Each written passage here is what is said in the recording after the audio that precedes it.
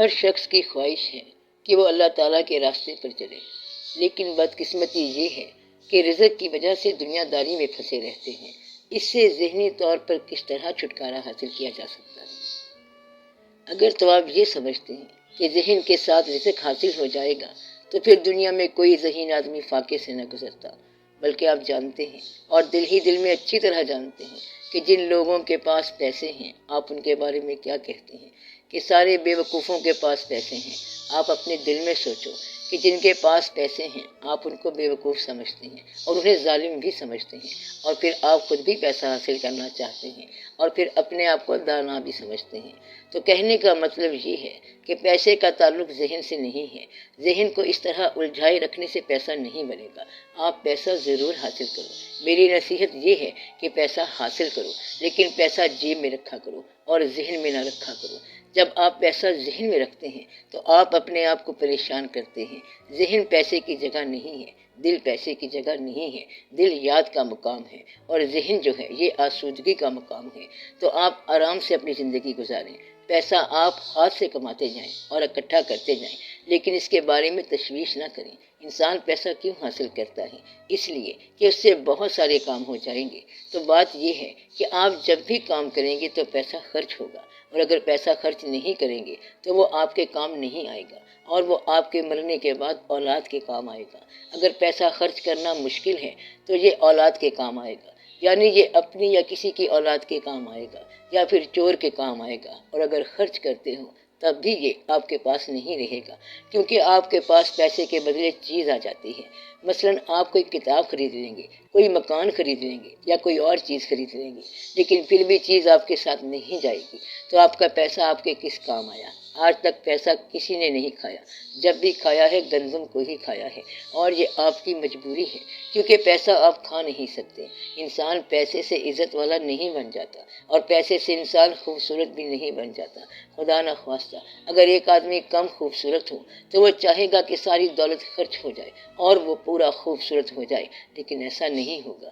تو پیسہ آپ کو حسین نہیں بنائے گا۔ پیسے سے آپ مکان بنا لو گے، بہت بڑا خوبصورت مکان، اور جب آپ بڑے بڑے مکانوں کے پاس سے گزرتے ہیں تو آپ دیکھتے ہیں اور آپ خود کہتے ہیں کہ یہاں پر کچھ مردنی چھائی ہوئی ہے، اور ایسا لگتا ہے کہ سناٹے چھائے ہوئے ہیں۔ اتنے بڑے مکان ہیں اور ان مکانوں کے اندر سہمی ہوئی روحیں ہیں۔ تو دعا یہ ہونی چاہیے کہ اتنا پیسہ حاصل ہو کے ضرورت پوری ہوتی جائے۔ جمع کرنے والا پیسہ تو بینک کے کام آئے گا اور آپ کے تو کچھ کام نہیں آئے گا۔ اس لیے پیسے کو دل میں نہ رکھو، ہوس نہ بناؤ، لالچ نہ بناؤ، فکر نہ بناؤ، ذہن کے اندر پیسے کی پریشانی نہ پیدا کرو۔ پیسہ حاصل کر سکتے ہو تو کرو۔ اس سلسلے میں فقراء نے بڑی بڑی باتیں کی ہیں۔ جب بادشاہ ان فقیروں کے پاس علم سیکھنے کے لیے، فیض لینے کے لیے گئے تو انہوں نے کہا کہ بات سنو، آپ فیض لینا چاہتے ہو اور آپ لوگ شہر کے بڑے بڑے رئیس آدمی ہو، اس لیے تمہیں یہ فیض نہیں مل سکتا۔ انہوں نے کہا کہ جی ہم نے فیض لینا ہے۔ تو پھر بزرگوں نے کہا کہ آپ یہ کاسائے گدائی پکڑو اور اس شہر کے لوگوں سے مانگ کر گزارا کرو۔ تو مانگنے کا جو عمل ہے وہ ساری انا، سارا غرور، سارا تکبر ملیا میٹ کر دیتا ہے۔ کئی لوگوں نے تو راستے میں ہی کاسائے گدائی توڑ دیا۔ کچھ ایسے تھے جو لوگوں سے مانگنے گئے تو انہوں نے کہا کہ ہم نہیں دیتے، تو ان لوگوں نے کہا کہ یہ فقیری ہم نہیں کر سکتے، اور انہوں نے اپنی فقیری توڑ دی۔ کچھ لوگ چلتے رہے، ان کا دل اندر سے مسکین ہو گیا، بلکہ غریب ہو گیا، اور پھر انہیں فقیری عطا ہو گئی۔ تو یہ واقعات چلتے رہے ہیں۔ پیسہ غرور پیدا کر سکتا ہے، اور غرور عام طور پر ایمان کی تباہی پیدا کرتا ہے۔ عام آدمی میں پیسے سے ہی غرور پیدا ہوگا۔ جوں جوں دولت آتی ہے تو ہوس بڑھتی ہے۔ دولت مند آدمی کبھی مطمئن نہیں ہوتا کہ اب میرے پاس کافی دولت آ گئی ہے، وہ ہر ایک مقام سے آگے ہی بڑھتا جاتا ہے، گویا کہ پیسے والا اپنی آرزو کو اپنے پیسے سے زیادہ ہی رکھتا ہے۔ اور غریب کی تعریف ہی یہی ہے۔ غریب کون ہے؟ جس کی آرزو اس کے حاصل سے زیادہ ہو وہ غریب ہے۔ یعنی کہ اگر کسی کے پاس 2 کروڑ روپیہ ہے اور وہ غریب ہے کیونکہ اس کے پاس 3 کروڑ سے کم ہے اور اس سے اس کا کام نہیں ہوتا، وہ بیچارہ 1 کروڑ کے پیچھے ہے اور بڑا پریشان ہے۔ اور ایک دوسرا آدمی ہوتا ہے جو کہتا ہے کہ آج کے 10 روپے ہمیں مل گئے، کاروبار ہو گیا، چلو اب ہم واپس چلیں، اور وہ اپنا کاروبار ٹھپ کر کے چلا جاتا ہے کہ آج کا رزق مجھے مل گیا جیسا مجھے ملنا چاہیے تھا۔ تو یہ توکل ہے کہ آپ کہاں رہ وسیع ہوتے ہیں۔ اللہ تعالیٰ نے اپنا ایک انتظام رکھا ہے، اس نے پرندوں کی جیب نہیں رکھی لیکن ان کا رزق رکھا ہے، مچھلیوں کا رزق رکھا ہے، جانوروں کا رزق رکھا ہے، اور کائنات کی ہر شے کا رزق رکھا ہے۔ گوشت کھانے والے کو گوشت دے رہا ہے، موتی کھانے والے کو موتی دیتا ہے، اور جو کھانے والا ہو اس کو وہی چیز عطا فرماتا ہے۔ اللہ کریم نے ان میں سے کسی کے پاس پیسے کا کوئی ایسا سٹور نہیں رکھا کہ تم یہ لے کر رکھ لو۔ اللہ تعالیٰ نے یہ بتایا ہے کہ انسان کو اشرف المخلوقات بنایا، مگر یہ انسان ایسے ہی ٹمارو کا، کل کا اندیشہ کرتا جا رہا ہے، جبکہ کل ٹمارو کو تو اس لیے یہاں پر ہونا نہیں ہے، کیونکہ کل تو میں نے اس کو لے کر جانا ہے، اور آپ یہاں پر کل کو ٹھہرنے کی بات کرتے ہیں، جبکہ کل آپ نے سفر کر جانا ہے۔ تو اللہ تعالیٰ کہتا ہے کہ تم نادان لوگ ہو کہ تمہیں کل ہم نے بلانا ہے، اور تم کل یہاں ٹھہرنے کا پروگرام بنا رہے ہو۔ تمہارے کل کے بڑے منصوبے ہیں کہ کل ہم یہاں یہ بنائیں گے، تخت سلیمانی ہوگا، اور کل کو شاید تمہارا سفر لامکانی ہو جائے گا۔ اس لیے دانائی کی بات یہ ہے کہ واجبی طور پر گزارا کرو اور سفر کی کال کا انتظار کرو کہ کس وقت بلاوا آ جائے۔ جب بھی اس کا بلاوا آ جائے تو وہ مالک ہے۔ آپ لوگ پیسے کو ہوس نہ بناؤ، حسرت نہ بناؤ، پریشانی نہ بناؤ اور دقت نہ بناؤ۔ یہ خوشی کی بات تو ہے لیکن اس کو حاصل نہ بناؤ۔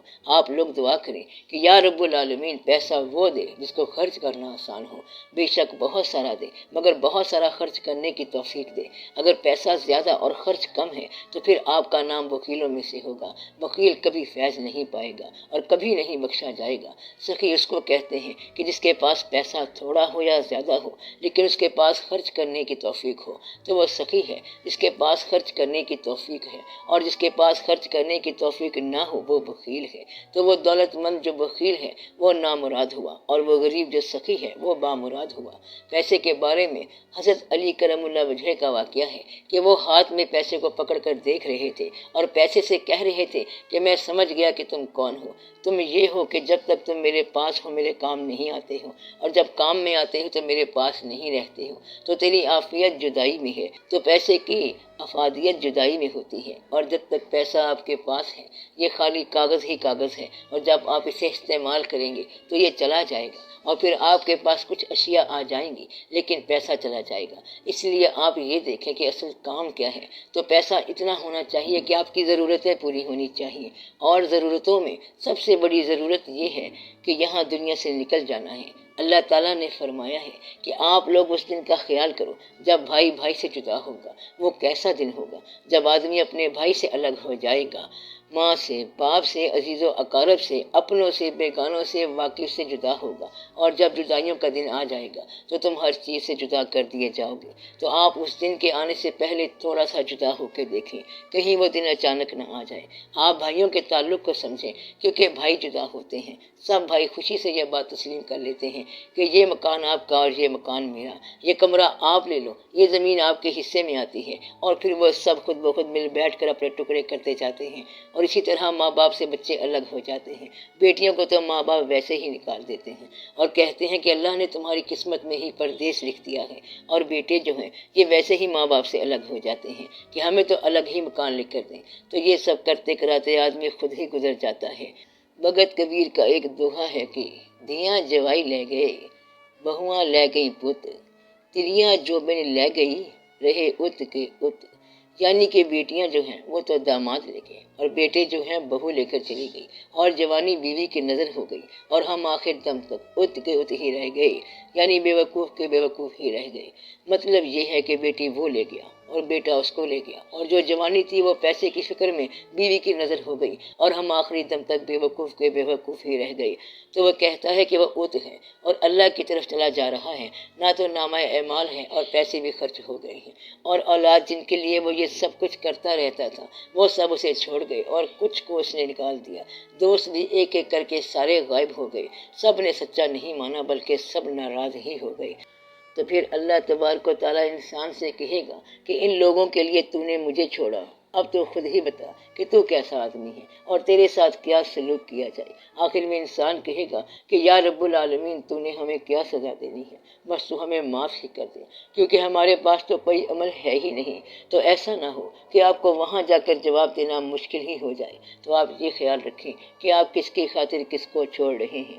تو کوئی چیز آپ کے ہاں پرماننٹ نہیں ہے، مستقل نہیں ہے، تو اولاد کے لیے بھی آپ اپنے آپ کو ہلاکت میں نہ ڈالنا اور اولاد کو بھی ہلاکت میں نہ ڈالنا، اس لیے غلط پیسہ مت کماؤ، اس میں اولاد کے لیے بھی خرابی ہے اور آپ کے لیے بھی تباہی ہے۔